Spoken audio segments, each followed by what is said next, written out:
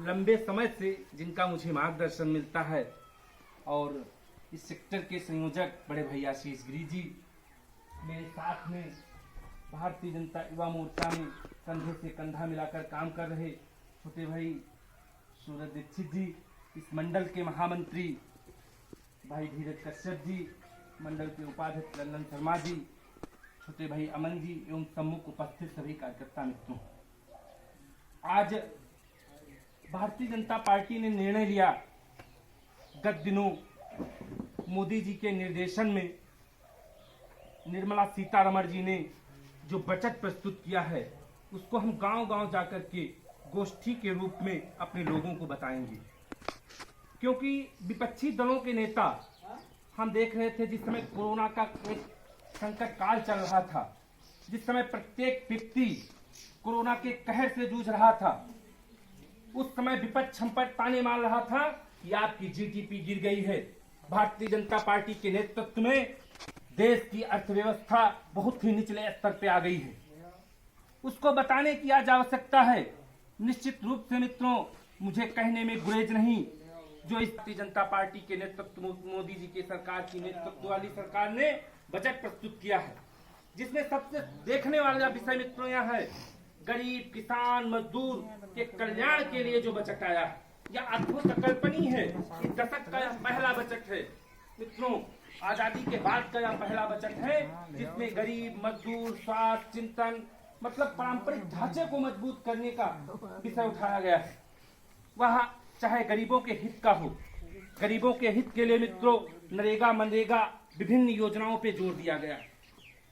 जिस समय कोरोना काल से मित्रों हम लोग जूझ रहे थे, आप लोगों ने देखा होगा कि हमारे से जूझते हुए उनको ट्रेनों से बसों से हमारे यहाँ स्थापित किया।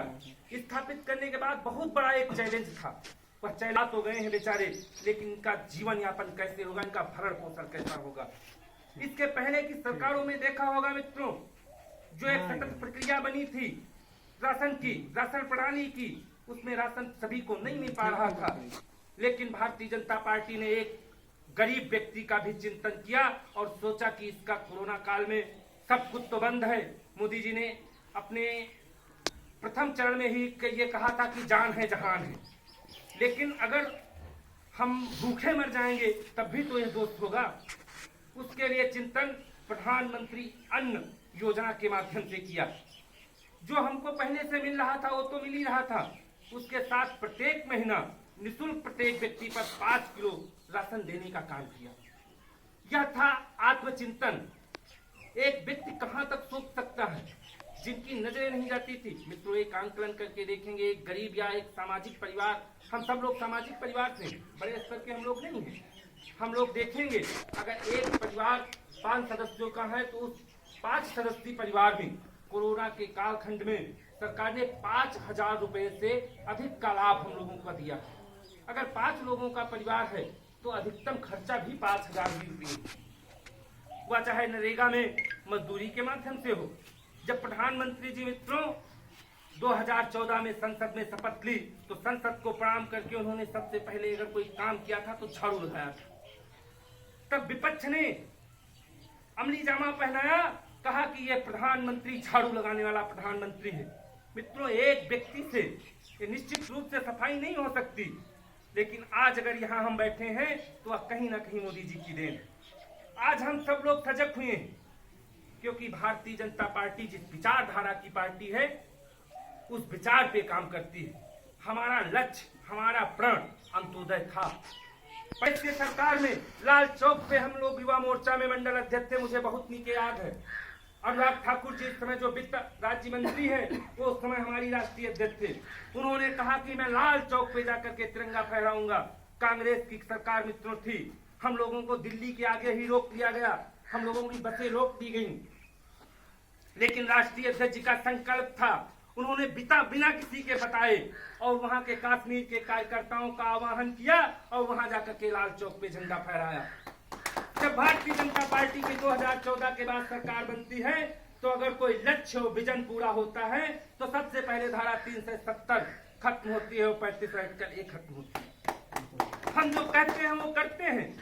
हमने जो मैनिफेस्टो में लिखा था वो किया। इसके पहले लोग कहते थे कि भाजपा वाले मंदिर वहीं बनाएंगे लेकिन तारीख नहीं बताएंगे। अरे मित्रों, तारीख बताने की बात छोड़ दीजिए, एक व्यक्ति का हम योगदान उसमें लगाएंगे। 1992 के बाद अगर शिला पूजन होता है तो एक गांव से शिला जाती है, तो आज की डेट में मंदिर में जो हम मंदिर बनने जा रहा है वहां हम सबका समर्पण जा रहा है। जो जिस प्रकार का व्यक्ति है 10 रुपए देने वाला है तो उसका 10 रुपया जा रहा है, जो 10,000 देने वाला है उसका 10,000 रुपये जा रहा है। हम तारीख भी बताएंगे, हम समय भी बताएंगे और हम दर्शन भी कराएंगे। हम ऐसी विचारधारा के लोग हैं। हमारी कथनी और करनी में जरा सा भी अंतर नहीं है। आप सब लोग जानते हैं, आप सब भारतीय जनता पार्टी के बहुत ही ऊर्जावान, कर्मठ, ईमानदार, संघर्षशील कार्यकर्ता हैं। आप सबके सम्मुख ज्यादा कुछ ना बोलते हुए मैं अपनी बात को विराम दूंगा और आप सबसे पुनः मैं यह जरूर कहूंगा कि जहां पे भी नेगेटिव चर्चा हो वहां पे हम अपना विषय जरूर रखें कि भारतीय जनता पार्टी ने किया क्या नहीं। आप लोगों ने 70 साल में किया क्या, आप हमको बताइए। और हमने 6 साल में जो किया है वो आपने सपने में नहीं सोचा होगा। बहुत ज्यादा कुछ ना बोलते हुए मैं अपनी बात को समाप्त करूंगा। हमारे साथ बोलेंगे जय श्री राम। जय श्री राम।